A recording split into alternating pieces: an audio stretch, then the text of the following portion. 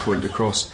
But at the end of the day, his points are crap. With his braces, I mean, Jesus, it's the 21st century. If you want to wear braces, just buy a pair of bloody trousers that fit you. The boy couldn't pull shit out of the book if the instructions were on the heel. Now they're changing their tune, or at least James is changing his tune a bit.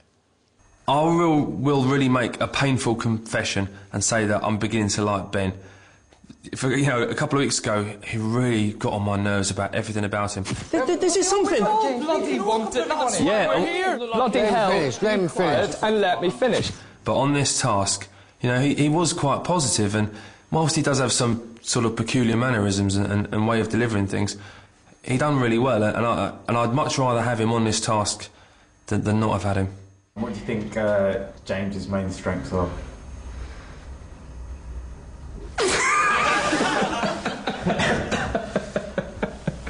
God. Well, I know I said I was beginning to like him, but I'm not in love with him. He's just a little bit better than what I thought of him before. Who would you rather be stuck in a lift with, James or Ben? Oh, James all day. James, he's really good fun. He's a nice guy, and he's very intelligent. But he's a goof as well. He likes having a laugh. What do you make of him? Do you like him? Oh, James. I think if he can hold it together, he might be a contender. He's very popular. I think it's difficult for a lot of the people in the House to take him into the boardroom. I don't think he's stupid. I think he's clever, but the tension that he ratchets up and the sort of all the... I mean, probably unfair, but not what you really want to hear from a man, to be honest. I think you need a mixture of characters in every organisation, and I think he has great humour. We've heard from Paula that actually she really respects him behind the scenes, so I think having that mixture of characters will really bring the team together, so I look forward to what he can give us in future episodes. And it's a lot of big, strapping men, and I kind of include myself in this. He's actually a bit of a sissy. I'm frightened of everything. I'm not as frightened of crabs as he is. Well, not these kind of crabs, anyway. There's going to be crabs and shit under all that. Yeah. Oh, Jesus, look at that! What a big shitloads of crabs, look! Oh, tiny big girl! Seaweed. Try.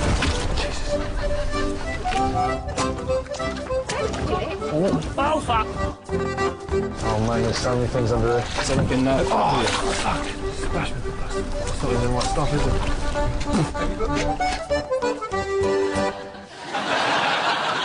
Anyone got anything else on James? Well, the only thing you would say about that is he did do better than Lorraine did with trying to pick up the honey, because all she did was... Ah!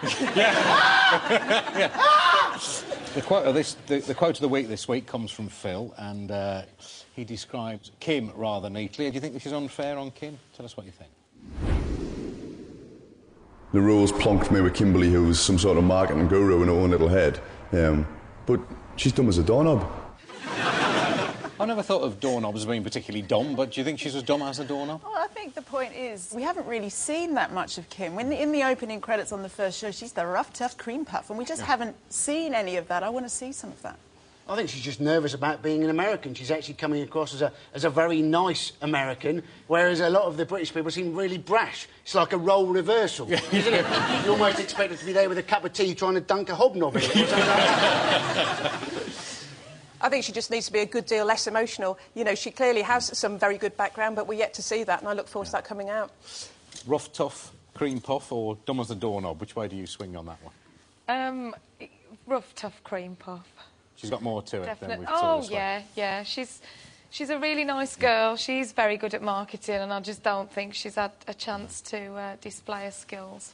I went out and about, and people ask me about the show. They always make the point that the women like Philip. And women do generally like a bloke who's a bit in touch with his feminine side. You know, as much as I'm a rugged gentleman, you know, I enjoy the odd cosmetic here and there. Mama's wearing smart cash. Tell you what he's called, Maureen. Philip's got hair straighteners and he wears makeup. Metrosexual means that you're in touch with your feminine side. He's certainly got a gift with the ladies. Engineer man, and in the morning I straighten my hair and put my makeup on. Well, it's definitely creamy and... I'm a sucker for an attractive woman. I'm the king of the world! No, you're not. You're a very silly boy. Plainly. Hair straighteners for men. Oh, listen. Last series, they all had hair straighteners. Well, personally, I think nothing is worse than a man who takes longer to get ready than you do. That's the first thing. But I was just really intrigued by the hair straighteners. I mean, there was no hair here. I was sort of like expecting nipple hair or something. It's just I don't wrong. use the hair straighteners. No. Not it on your beard? No, Just crimping it a little bit. The thing is, well, he was there going, wasn't it? You know, I love all these women or whatever. But last week we saw who he really loves, and it was Madge. Yeah. He's still pining over Madge. That's all it is, really, isn't it? I know there was somebody in the house who enjoyed their beauty products even more than Philip, and that is Deborah. My word, is she keen, it turns out. Deborah's forever moisturising. And she's looking well. Must work, but, yeah. I've never seen anybody put so much cream on her face. Maybe a maximum of 5 minutes goes by before she starts reapplying some kind of beauty product. And she's constantly there. It must be like the Sydney Harbour Bridge. Like by the time she's finished, she has to start again.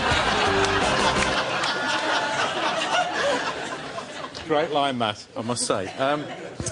So is it working for her? I've never met her, so up close, is her skin in good condition because of it? She's a striking young lady. She looks fabulous, and she does turn heads. Well, how tall is she? She looks enormous. 6 foot, 7 foot with her mouth open.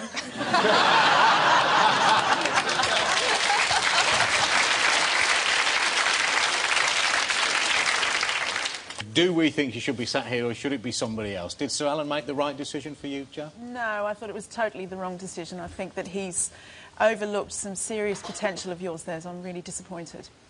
No, no way. When it came up, I was very disappointed for you. I was going, harsh, harsh. I think very much, I thought Yasmina should have